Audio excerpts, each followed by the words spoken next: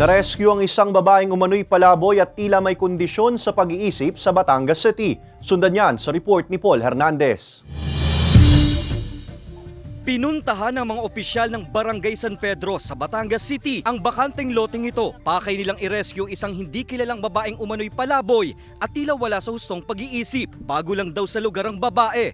Ngayon lang namin nakita yan. Oo, may alaga akong baboy. Araw-araw na andito, oras-oras. Bago lang yun dito.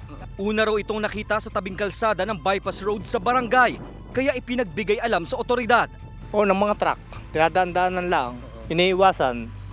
Eh ngayon, kung di iwasan, maipit siya dahil yung mga truck, pag-ahong niya, hindi naman agad kita, hindi iniiwasan. May sugat sa tuhod ang babae. May ilang beses siyang kinumbinsi na sumama sa mga kinauukulan. Ilang saglit pa, naisakay na rin sa patrol vehicle ang babae. Sa tansya, nasa 20 ang edad ng na-rescue yung babae.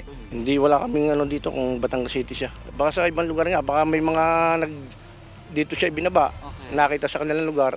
Okay. Dito ibinaba sa lugar ng San Pedro. Sa barangay hall, pinakain, ginamot ang sugat at binihisan ng rescuee. Dito muna nila siya kinupkop. Nakipag-ugnayan na ang barangay sa City Social Welfare and Development Office o CSWDO para ma-turn over siya sa opisina. Kasama si Buhay Adante Jr., Paul Hernandez, Balitang Southern Tagalog.